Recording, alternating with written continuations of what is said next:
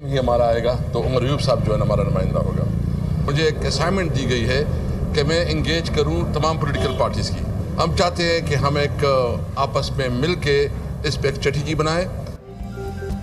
तहरीक-ए-इंसाफ ने उमर अयूब को वजारत उज़्मा के ओहदे के लिए नामजद कर दिया। आकिब खान खैबर पख्तूनख्वा असम्बली के स्पीकर होंगे। असम्बली में बैठकर कानूनी जंग लड़ेंगे। बच्चा बच्चा जानता है कि पीटीआई का मैंडेट चोरी किया गया। बानी पीटीआई ने तमाम सियासी जमातों के साथ बात करने का टास्क दिया है। इलेक्शन में धांधली के खिलाफ एहतजाज करने वाली जमातों से रब्ता करेंगे।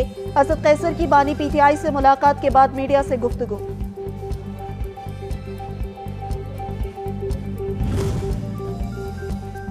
पीटीआई का पीपल्स पार्टी से मुज़ाकरात का फैसला। पीपल्स पार्टी की 7 रुकनी मुज़ाकराती और राब्ता कमेटी पीटीआई से बात करेगी।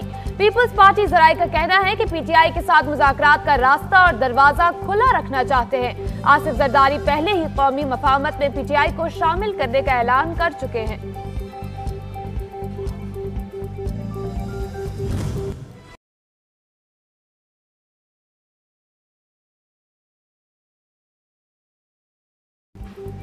मुस्लिम लीग नून का पंजाब काबीना में नए चेहरे सामने लाने का फैसला। जराए के मुताबिक 30 रुकनी काबीना तश्कील दी जाएगी। नामजद वजीर आला पंजाब मरियम नवाज ने जिम्मेदारियां अहम रहनुमाओं को सौंप दी। नौमुंतखब MPAs मलिक अहमद खान, ख्वाजा सलमान रफीक और फैसल अयूब को भी सूबाई वजीर बनाए जाने का इम्कान है।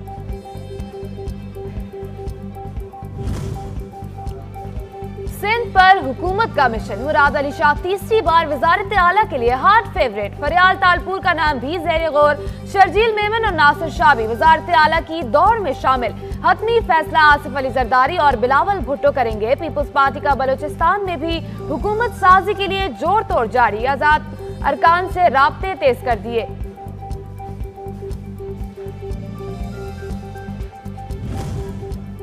मुस्तहकम जमहूरी हुकूमत पक्ष की जरूरत। नून लीग और पीपल्स पार्टी में इत्तफाक। दोनों जमातों की कोऑर्डिनेशन कमेटी का इजलास। महंगाई और बेरोजगारी में कमी के हवाले से तजावीज पर गौर। आज फिर इजलास होगा। दीगर सूबों के नुमाइंदे भी शरीक होंगे।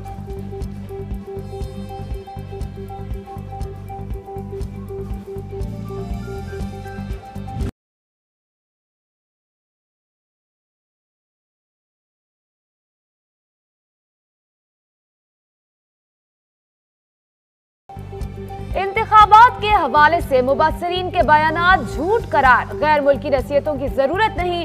पाकिस्तान का 2 टोक बयान। तर्जुमान दफ्तर खारजा मुमताज ज़हरा बलोच का कहना है पाकिस्तान में इंतखाबी अमल अंदरूनी खुद मुख्तारी का मामला है। दौलत मुश्तरका वक्त की जानिब से पाकिस्तान में इंतखाबी अमल की शफाफियत की बात की गई। आज पूरा मुल्क इंतखाबी नताइज पर सवालात उठा रहा है। अगर EVM होती तो आज ये मसाइल ना होते। मुल्क को मुत्तहिद करने की अहम जरूरत है। इत्तेहाद के बगैर कुछ भी मुमकिन नहीं। मेरा एहतसाब से एतमाद उठ गया। सदर मुमलिकत आरिफ अलवी का बयान।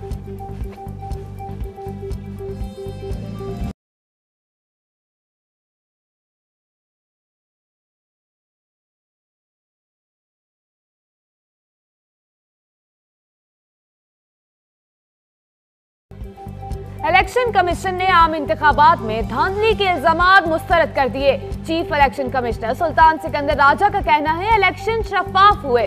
अगर कोई समझता है कि बेज़ाब्तियां हुई तो सबूत लाए।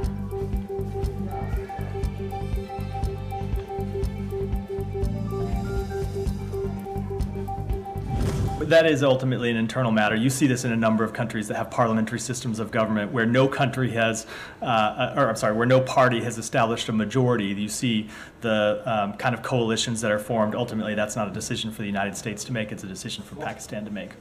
Sure. पाकिस्तानी हुकाम से इंतखाबात में धांधली के इल्जामात की तहकीकात का मुतालबा किया है। उम्मीद है मुनासिब एक्शन लिया जाएगा। तर्जुमान अमरीकी महकमा खारजा मैथ्यू मिलर कहते हैं पाकिस्तानी इलेक्शन में अच्छा मुकाबला देखने को मिला। हम सूरत हाल पर गहरी नजर रखे हुए हैं। मखलूत हुकूमत पाकिस्तान का अंदरूनी मामला है। हुकूमत साजी के बाद मिलकर काम करेंगे।